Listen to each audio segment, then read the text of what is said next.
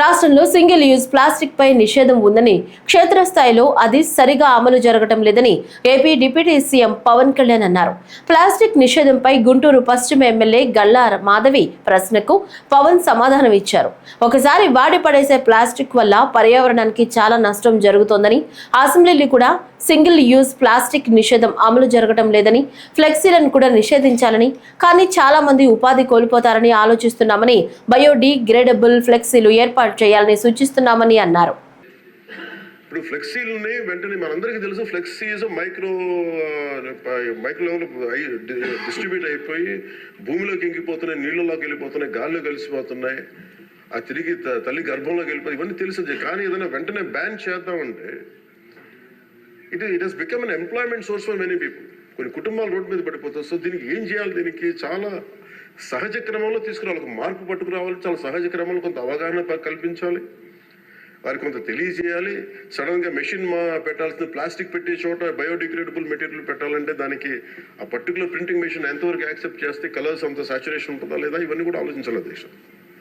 నా ఉద్దేశం ఏంటంటే, ఒక ప్లాస్టిక్ చిన్నపాటి ఫ్లెక్సీకే మనం ఇంత ఆలోచిస్తున్నప్పుడు, can you imagine the magnanimity to apply the real true pollution norms to every industry?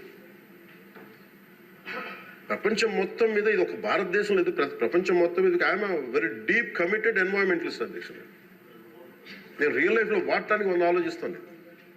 కానీ ప్రాక్టికల్గా మనం చూసేటప్పటికి ఇప్పుడు ఏ పరిశ్రమ అయినా సరే పొల్యూషన్ లేకుండా ఏ పరిశ్రమ లేదు,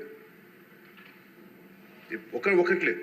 కాబట్టి ఏమవుతుంది, అప్లై చేయాలి ఒక రూల్ అంటే, ఇది గౌరవ ముఖ్యమంత్రి గారు కూడా మీకు రెగ్యులేటరీ బాడీగా ఉండాలి తప్ప మీరు ఎన్ఫోర్స్మెంట్ బాడీగా నిజంగా పొల్యూషన్ కంట్రోల్ బోర్డు ఉంటే అది ఏ రకమైన ఒక అస్తిత్వానికి దారి ఒక స్థిమితం లేకుండా ఎలా వెళ్ళిపోతుందని ఒక భయం ఉంది అందరికీ, ఇంక్లూడింగ్ గౌరవ ముఖ్యమంత్రి గారికి కూడా ఉంది. ఇది వారి దృష్టికి నేను ప్రత్యేకంగా తెలియజేశాను.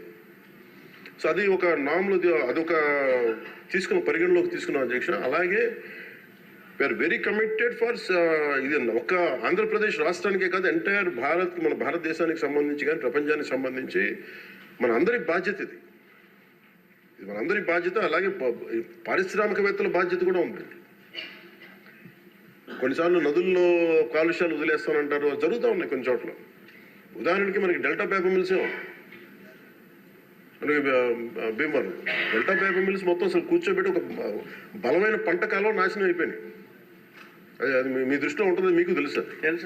కానీ ఇప్పుడు తీసేద్దామంటే ఇప్పుడు దీన్ని ఎలా శిక్షిస్తారు దీన్ని చెప్పండి. దీనికి కొంత ఒక విస్తృతం ఎందుకు నేను ఒక వేగ్గా అడగలేదు అధ్యక్ష. నేను ఎందుకు ఒక రోజు ప్రత్యేకించి దీని మీద మీరు చర్చ పెట్టాలని ఎందుకన్నానంటే, ఇలాంటి గౌరవ సభ్యులు లేవనెత్తింది దాన్ని ఖచ్చితంగా పరిశీలించాల్సిన అంశం. కానీ మీరు intention should be Nobel and pure.